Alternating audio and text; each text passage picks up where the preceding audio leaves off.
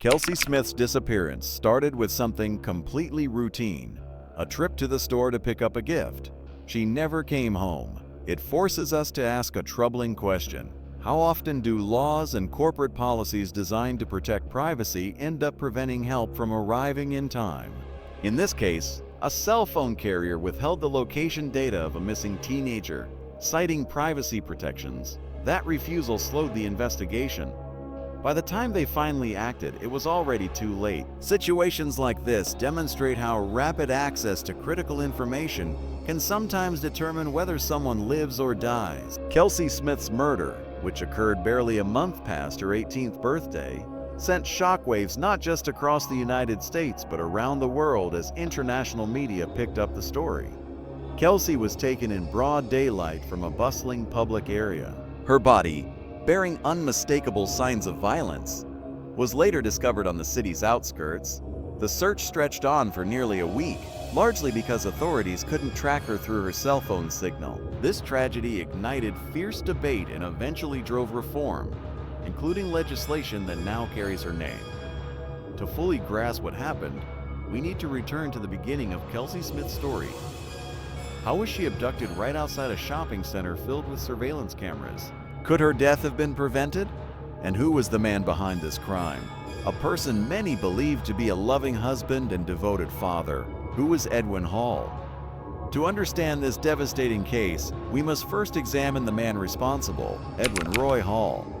Friends knew him as Jack. He was born on April 17, 1981, in the small town of Lee's Summit, located near the Missouri-Kansas border.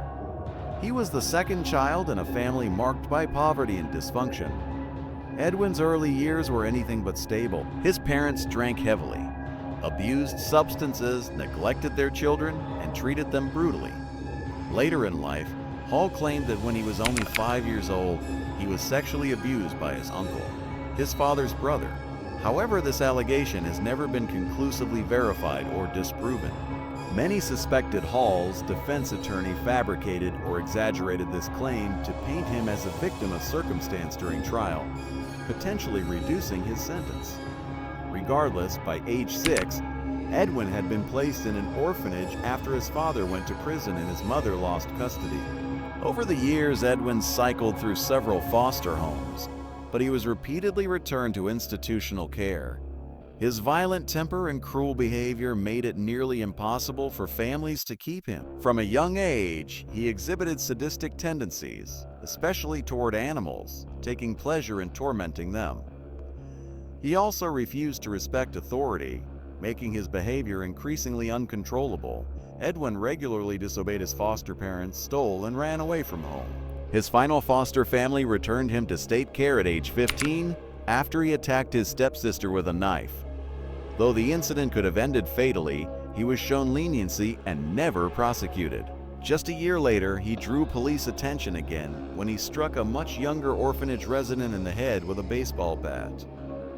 As an adult, Hall's record appeared clean, and outwardly he seemed transformed. By age 20, he appeared more stable and responsible. He married a woman named Alita, and roughly a year and a half later, they had a son together. Edwin made a living with his old 1970s Chevrolet truck, hauling goods from place to place. To neighbors, he came across as polite, quiet, and approachable. A dedicated husband and father who seemed like an ordinary family man. Yet Edwin Hall was living a double life, a reality that only surfaced once he stood trial for horrific crimes. His victim was Kelsey Smith. Kelsey was born on May 3, 1989 in Overland Park, the second largest city in Kansas. She was the third of 5 children in the close-knit, loving family of Gregory and Missy Smith. She grew up alongside her older siblings, Steve and Lindsay, and her younger siblings, Zach and Katie. Kelsey shared deep bonds with all of them. Her father, Gregory Greg Smith, was a U.S. Navy veteran and former police officer who had dedicated over 20 years to law enforcement before settling into a well-deserved retirement. Kelsey's mother, Missy Smith, devoted her career to healthcare, spending many years working at a local hospital. Despite her demanding job, She skillfully balanced her profession with raising 5 children and maintaining a warm, welcoming home. From an early age, Kelsey stood out as lively, sociable, and full of theatrical flair. She loved singing and dancing. She attended music school, where she learned to play multiple instruments, and eagerly joined school theater productions and choir performances. Beyond the arts, Kelsey was passionate about sports. She enjoyed gymnastics, loved soccer, and often attended games with her father and brothers cheering for the local team. With her quick wit, many talents, and natural charm, she had a wide circle of friends and easily left positive impressions on everyone she met. Kelsey had always loved animals and dreamed of becoming a veterinarian after finishing high school. In her senior year, she worked with the local orchestra, playing the clarinet at community events. The job allowed her to save enough money in just 6 months to buy her very first car, a 1987 Buick Regal. Her parents weren't thrilled that the car was older than she was and offered to contribute toward a newer, safer model. But for Kelsey, buying that car on her own was a matter of independence and pride, so she politely declined their help. The Smith family invested tremendous effort into giving their children the best possible upbringing, placing strong emphasis on education and personal growth. At the same time, discipline played an important role. Clear rules were established, and everyone was expected to follow them. One such rule required each family member to share their plans and let others know if they'd be home late. Kelsey, in particular, was always responsible. She was punctual, never missed curfews, and consistently told her parents where she was going and who she'd be with. In her final year of high school, Kelsey began dating a young man named John Beersmith. For her, it felt like love at first sight, deep, mutual, and straight out of a storybook. The two welcomed the new year of 2007 together, and from that moment became nearly inseparable. John, who was a year older, came across as mature and responsible, treating Kelsey with genuine care and respect. Both families supported the relationship, seeing nothing to oppose. In May 2007, Kelsey turned 18 and soon after graduated from high school. She was thrilled to learn she'd been accepted into a respected Kansas college, where she planned to pursue her veterinary dreams. These days marked some of the happiest and most hopeful moments of her young life. Tragically, those joyful days proved to be her last. Kelsey joined her classmates celebrating the end of high school, enjoying parties, the carefree atmosphere, and romantic outings with John. At that moment, her life seemed perfectly on track. She'd earned admission to her dream college, was in a loving relationship with a devoted young man preparing to propose, and appeared to have a bright, promising future ahead. On June 2, 2007, Kelsey and John were about to mark an important milestone, their 6-month anniversary. John had planned a surprise to make the occasion unforgettable. He'd had a custom engagement ring made, booked dinner for 2 at a restaurant, and envisioned the evening as the beginning of their shared future together. Kelsey had no idea John was planning to propose. She only knew she wanted to surprise him with a thoughtful gift of her own. That Saturday, she styled her hair, did her makeup, dressed nicely, and drove to a Target store just 10 minutes from home. Nothing hinted at the tragedy about to unfold. Around 7:00 p.m., she called her mother to say she'd found a present for John, but was still searching for the perfect gift bag, something romantic. Missy suggested she check the shopping mall across the street from Target, convinced she'd find the right one there. Kelsey thanked her, promised she'd be home soon, and reminded her that John was coming to pick her up at 8:00. That phone call was the last time Missy ever heard her daughter's voice. Kelsey never made it home. When John arrived at 8:00 p.m. with a bouquet of flowers, he was stunned and alarmed to find her missing. Her parents were equally distressed. It was completely unlike Kelsey to ignore calls or texts. She disappeared in broad daylight from a crowded area, yet no one seemed to have noticed. Greg Smith, together with his 2 eldest children, immediately began searching for her. They discovered her car parked outside Oak Park Mall, sparking brief hope that Kelsey might still be inside shopping. But after thoroughly checking every floor and store, asking both sales staff and security guards if anyone had seen her, it became painfully clear she was nowhere to be found. When the family returned to Kelsey's car, they noticed it appeared untouched. There were no signs of struggle or violence. Drawing on his background as a former police officer, Greg chose not to disturb anything, recognizing the car could be a key crime scene and that preserving evidence was critical. That same day, Kelsey's parents reported her missing, but their request for an immediate search initially met resistance. Police explained that because Kelsey was 18, she couldn't be officially classified as missing until 24 hours had passed. But Greg, unwilling to wait and determined to act, pushed back using his law enforcement connections. He also began checking with hospitals across the city to find out if any young women matching Kelsey's description had been admitted. That same evening, investigators questioned Kelsey's family and fiancé to confirm their alibis and rule them out as suspects, a routine step in such cases. They also reviewed surveillance footage from Target. The video showed Kelsey entering, browsing the aisles, making a purchase, and then leaving while speaking on the phone with her mother about where to find a gift bag. Following her mother's suggestion, she headed toward the mall across the street. In reality, Kelsey simply drove out of the Target lot, circled around and parked at Oak Park Mall, leaving her car close to a side entrance near the wall. Forensic experts carefully examined the vehicle. From the outside, it appeared undisturbed. Inside, the gift she'd bought for John lay on the passenger seat, while her backpack with personal belongings, a tablet and a wallet holding about $300 in cash, remained in the back. Robbery was quickly dismissed as a motive since nearly all of Kelsey's belongings were left untouched. It seemed she'd only taken her phone and credit card with her. The vehicle showed no evidence of struggle, no blood, no damage. Forensic analysis revealed no unfamiliar fingerprints except one on the driver's seatbelt. This print didn't match Kelsey, her family members, or her boyfriend. Attention then turned to her cell phone. Investigators knew tracking its signal could help pinpoint her last location. By the time police tried, the phone had either been switched off or destroyed, but its most recent activity could still have provided critical clues.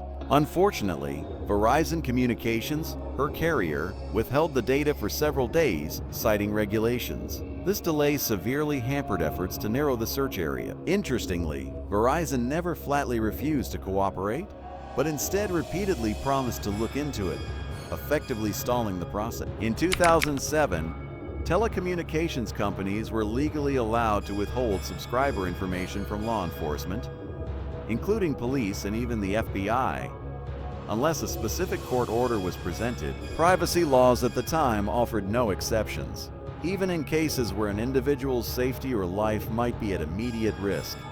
Meanwhile, closer scrutiny of surveillance footage revealed a chilling detail: a mysterious man trailing Kelsey like a shadow. At first, he was easy to overlook, maintaining a careful distance and never directly interacting with her.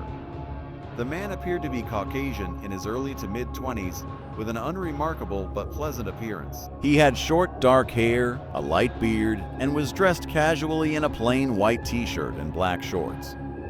He walked into the Target store about 30 seconds after Kelsey and trailed her through each section she visited, always keeping a few meters behind. Every camera that captured Kelsey also caught him in frame. This footage would later be presented in court, with prosecutors describing his actions as those of a predator stalking prey. After Kelsey left the store, he followed, ensuring she was alone, then trailed her to the Oak Park Mall parking lot in his Chevrolet truck. It's also believed he may have overheard her phone conversation with her mother since he was close behind at the time. If so, he could easily have learned of her plan to stop by the mall across the street. Sadly, Kelsey parked in a vulnerable spot beside a side entrance near a storage area where shadows obscured the view, making it nearly impossible for cameras to capture what happened next. While she was still inside her car, the Chevrolet truck pulled up beside her, and a man in a white t-shirt and black shorts stepped out. The stranger approached the driver's side of Kelsey's vehicle, and under what was likely the threat of violence, forced her into his truck. Moments later, the vehicle drove away in an unknown direction. From the very beginning, Kelsey Smith drew on his law enforcement background and contacts to push for maximum exposure. He understood that widespread media attention could greatly increase the odds of finding Kelsey and ensuring the perpetrator was caught. The case quickly gained massive attention. reaching not only national but also international media outlets, including the well-known program America's Most Wanted. When surveillance footage revealed the shadowy figure trailing Kelsey, news broadcasts highlighted the clearest frame of his face, urging the public to come forward with any information. That same evening, police began receiving numerous calls from people who thought they'd seen the man in different cities and even states. Most of these tips turned out to be false, but investigators followed up on each one. Then, on June 6th, a woman named Mrs. Megas contacted police saying she recognized the man as her neighbor, Edwin Hall. At first, she'd hesitated to call, uncertain of her suspicion, but once she learned about the Chevrolet truck linked to the case, her doubts vanished. Hall also drove an old model from the 1970s. What followed was the horrific discovery at Longview Lake and the arrest of the prime suspect. On June 6, 2007, the investigation reached a turning point. That day, Verizon Communications finally released the critical data showing the last location of Kelsey's phone signal. It traced back to a cell tower, narrowing the search area to a 1.1-mile radius north of the site. Within just 45 minutes of launching the search, authorities made a devastating discovery. Kelsey's body was found in the brush near Longview Lake, Missouri, about 30 miles from where she'd been abducted. The medical examiner determined that Kelsey had been savagely assaulted before being strangled with her own belt. Her body was discovered unclothed, with only the belt still fastened around her neck. After the attack, her killer had dumped her remains in the bushes, covering them only lightly with dry branches. For 4 days, Kelsey's body lay exposed under the scorching June sun. Her remains had been badly damaged by insects and wildlife, leaving her nearly unrecognizable. Even so, the examination confirmed beyond doubt that the body was hers. The second pivotal development on June 6th was the arrest of the prime suspect. When police arrived at his home, the man appeared calm and composed. He acknowledged that friends called him Jack and willingly agreed to go to the station to give a statement. During questioning, he identified himself as Edwin Hall. When shown a photograph of Kelsey, he flatly denied ever seeing her before, even after being confronted with surveillance footage clearly showing him trailing her in the store. He insisted it was pure coincidence. Hall claimed he'd simply gone to Target for his own errands and hadn't even noticed her presence. Edwin appeared confident that investigators would find nothing linking him to the crime. His vehicle had been thoroughly cleaned, and he'd used contraception during the assault, leaving no DNA behind. Believing himself untouchable, Hall even agreed to cooperate fully, voluntarily providing fingerprints and a DNA sample. But his confidence crumbled when forensic analysis revealed that his thumbprint matched the one lifted from Kelsey's car seat belt buckle, a decisive piece of evidence. A search of Hall's home uncovered even more damning proof: a concealed air pistol bearing traces of Kelsey's DNA on the barrel. With this, authorities officially charged him with abduction, assault, and murder. However, because Kelsey had been kidnapped in Kansas but her body was found in Missouri, a complex legal question emerged over which state held proper jurisdiction to try the case. This jurisdictional detail carried enormous weight, as it influenced the severity of Hall's potential punishment. In Missouri, unlike Kansas, he faced the possibility of the death penalty. As the trial approached, Hall grasped the seriousness of his situation. On his attorney's advice, he chose to confess fully, providing details of how the crime unfolded in hopes of avoiding the harshest sentence. He admitted that he'd noticed Kelsey as soon as she entered the store and decided to follow her. Staying close enough, he overheard her phone call and learned she planned to head to the shopping center across the street. Hall waited until he was sure she was alone, then trailed her to the adjacent parking lot. When Kelsey parked in a secluded spot by the side entrance, he saw his chance. Armed with a pistol, he approached, intercepted her as she tried to close the car door and forced his way inside.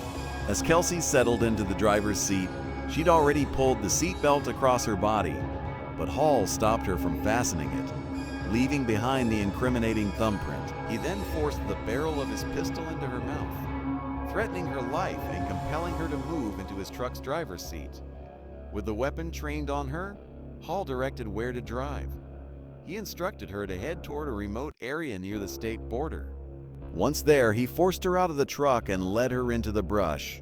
It was there that he assaulted her, strangled her with her own belt, and concealed her body beneath scattered branches. Afterwards, he carefully scrubbed the interior of his truck, removing fingerprints, DNA, and any trace of Kelsey's presence before hiding the pistol. Still carrying her saliva inside his home, confident it would never be found. When asked about his motive, he couldn't provide a clear explanation, but indifferently commented on her fantastic legs. Additionally, during the investigation, several other women and girls victimized by Hall's actions came forward. It was revealed that he'd coerced a 14-year-old neighbor into intimacy with threats, harassed a local waitress, and fled a restaurant without paying.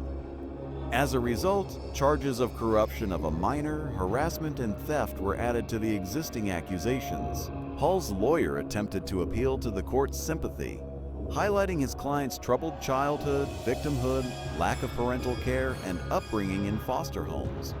The defense's efforts were in vain. The lawyer was the only person to speak on the defendant's behalf.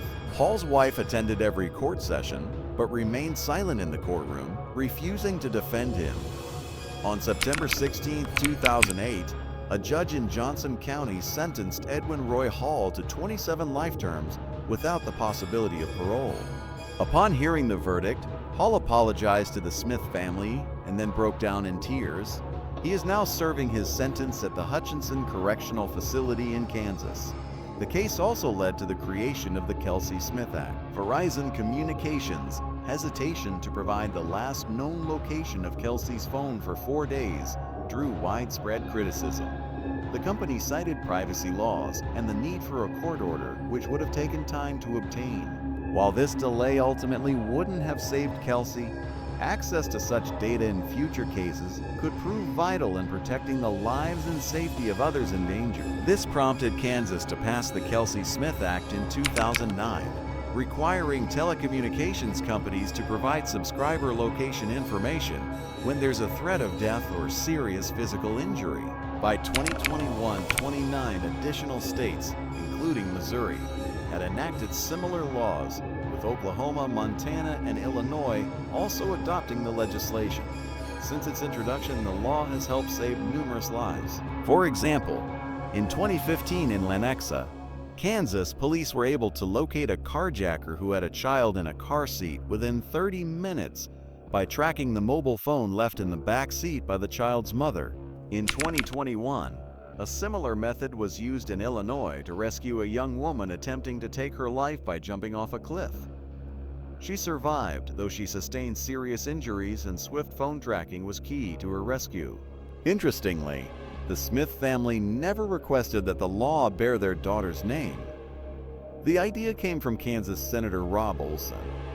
In the aftermath of the tragedy, Kelsey's family also established a foundation to support crime victims and continues to educate young people about safety. If you found this case compelling, please like the video and subscribe to the channel.